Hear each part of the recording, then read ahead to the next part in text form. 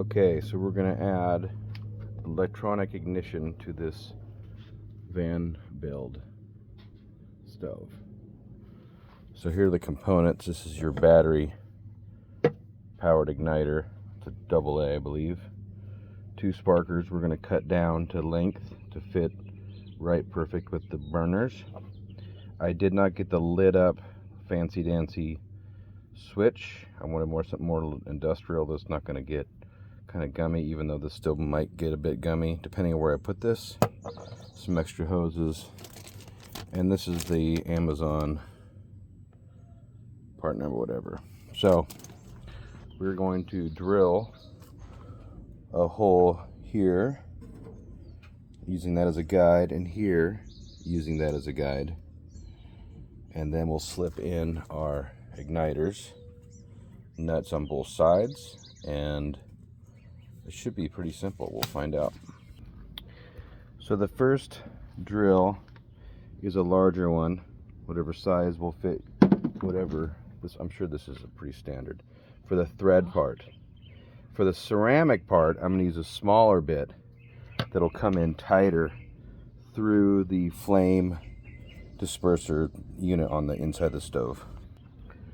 We're going to come up right about in there on both of these, and we'll adjust the length of our, that probably wasn't good.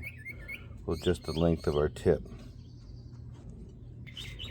We'll come up right about in here somewhere at the diameter of the ceramic, and then we'll adjust the length of the metal tip to line up just right with the end of the top of that. So here we are through the plate. I'm going to call it the disbursement plate, and then from there we'll have to figure out how to make this work. I'm thinking it's going to be a nut on the stainless steel side, nut inside there, and a nut there, because it comes with 2 nuts, and then the ceramic will protrude from that point up, and then at that point we'll put a marker for that steel igniter tip. So it's going to be the 2 screws here, 1, 2, 1, 2, and then there's 2 more screws in here. Screw. This is more of a P2 Phillips. This is a tinier, probably a P1. Side note, this is all stainless, so get a good drill bit for the stainless. This is pot metal, and this is pot metal, so that drills out easy. But the stainless, you do need a good drill bit for that. So here's our plate released. Underside, gas, the threaded holes, and then our new hole, the thermocoupler side. Where's the thermocouple? There. I thought that was an igniter, but I didn't realize these also had a thermocoupler. Duh. So this is going to be an addition to, because these do sell sometimes wording wise out of China, these stove sinks, that they have electric ignition, but they're talking about the sparker, I believe, that they send you. So here it is through. I have a couple thoughts I'll share at the end, but I put the nut on first, just set it there, and then threaded the electrode in there, igniter in there. I don't quite like the way it's lining up. I'm going to try and adjust that a little bit more. Almost maybe I might just take the nips off, the tips off the tips and nips off the nut there, and see if I can get that to come on a little bit straighter and nicer. But so far it's looking like it'll work just fine regardless. Gotta check the height of that overall thing, make sure it's, I think that I can have it just, you know, 1/8 of an inch outside the ceramic and still for it to work. So we'll see. I'll be testing. So I hate the videos where the guy does everything one-handed and you can't see anything, but if you're watching this, you're handy enough to figure out how I got this on. So I'm not sure the ceramic to metal touching, if that's going to be a problem, but so far the nut version of these igniters works just fine. That's tight, solid. This straightened out quite a bit, which I'm happy with. So now I'm gonna go ahead and put the other one in and wire it up and see how we're going. See how high that is. Our plate sits here, so I'm going to be cutting that igniter tip down to what, about 3/16 of an inch, maybe an eighth, and I'm hoping that'll work still. I believe that's just a piece of metal. There's nothing special about it. So we're moving to the second one. Got to replace this for the nuts, the nut actions. Did I call something a bolt earlier? This got a bit of raise on it from the drill, so we'll clean that up. As you can see, this is a wood top for this. The other one already got smashed from a incident.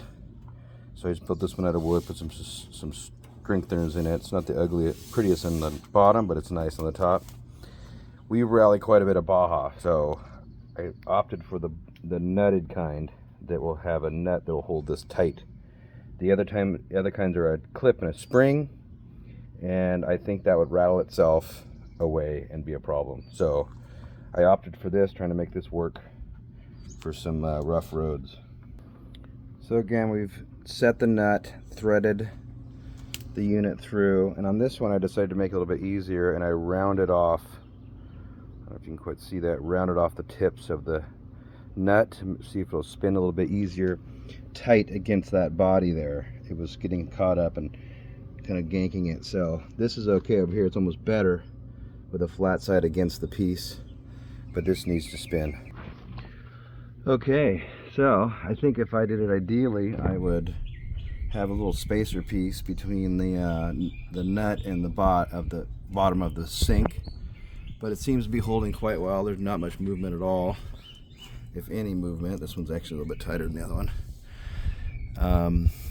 So far it's looking good. Make sure that my thermocoupler is reset in the hole nicely so there's no rattling later. And next we'll be cutting the tips, I think. Maybe I'll test it first and then cut the tips. So this unit, it's almost size appropriate. You have the battery goes in negative first. This, here's what I'm doing the one-handed guy. Doing the one-handed guy video. Then these two connect to the switch, and then the other two connect to the two leads. So if you had a 4-lead stove, you'd have 4 of these problems. Something like that. And then the button, I'm still determining where I'm going to put that button. Here we are with the plates on though, and I don't know if you can see that, but we do have fire directly to the plate. Fantastic. So I will probably cut that right about flush the top of the plate, maybe a touch over with a grinder. So that's those nips. The first one with the grinder, kind of shook it around quite a bit, I was a little bit nervous. So the second one I clipped with a pair of just typical wire cutters, and it worked just fine. I'm not sure if I'll mess with that anymore at all. Now it's time to locate the plug, or the switch. So the button is in.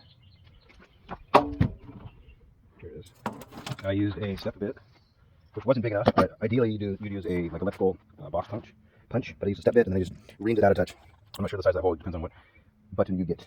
Okay, unit is back in, still have to attach it, reconnect utilities. But the reason I chose this spot is because you can use the knob to change it and then use your thumb, snap, snap, snap, same with this side, bring it over, snap, snap, snap. One-handed use, which I thought was fancy dancy. Put it back together and see how she goes. Okay, gas is hooked on for tests. It's not attached to the deck yet. This is just a trial. Nice. Look how easy that is. Boom. I'll try one more time. Okay, so we're going to add electronic ignition to this van build stove. So here are the components. This is your battery powered igniter. It's a AA, I believe. 2 sparkers we're going to cut down to length to fit right perfect with the burners. I did not get the lit up fancy dancy switch. I wanted something more industrial that's not going to get kind of gummy, even though this still might get a bit gummy depending on where I put this. Some extra hoses, and this is the Amazon part number, whatever. So we're going to drill a hole here using that as a guide, and here using that as a guide, and then we'll slip in our igniters, nuts on both sides, and it should be pretty simple. We'll find out. So the first drill is a larger one, whatever size will fit whatever. I'm sure this is a pretty standard for the thread part. For the ceramic part, I'm going to use a smaller bit that'll come in tighter through the flame disperser unit on the inside of the stove. We're going to come up right about in there on both of these, and we'll adjust the length of our, oop, that probably wasn't good. We'll adjust the length of our tip. We'll come up right about in here somewhere, at the diameter of the ceramic, and then we'll adjust the length of the metal tip to line up just right with the end of the top of that. So here we are through the plate. I'm going to call it the disbursement plate, and then from there we'll have to figure out how to make this work. I'm thinking it's going to be a nut on the stainless steel side, nut inside there, and a nut there, because it comes with two nuts. And then the ceramic will protrude from that point up, and then at that point we'll put a marker for that steel igniter tip. So it's going to be the two screws here, 1, 2, 1, 2, and then there's 2 more screws in here. Screw. This is more of a P2 Phillips. This is a tinier, probably a P1. Side note, this is all stainless, so get a good drill bit for the stainless. This is pot metal, and this is pot metal, so that drills out easy. But the stainless, you do need a good drill bit for that. So here's our plate released. Underside, gas, the threaded holes, and then our new hole, the thermocoupler side. Where's the thermocouple? There. I thought that was an igniter, but I didn't realize these also had a thermocoupler. Duh. So this is going to be an addition to, because these do sell, sometimes wording wise, out of China, these stove sinks, that they have electric ignition, but they're talking about the sparker, I believe, that they send you. So here it is through.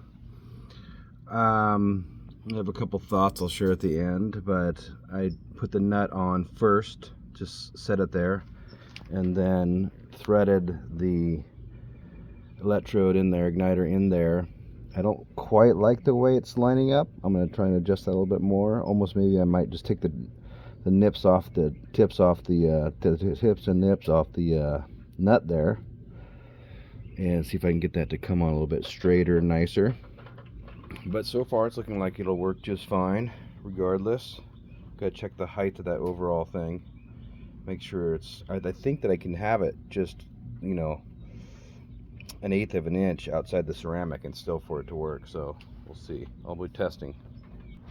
So I hate the videos where the guy does everything one-handed and you can't see anything, but if you're watching this, you're handy enough to figure out how I got this on. So I'm not sure the ceramic to metal touching, if that's going to be a problem, but so far the nut version of these igniters works just fine. That's tight, solid. This straightened out quite a bit, which I'm happy with. So now I'm gonna go ahead and put the other one in and wire it up and see how we're going. See how high that is.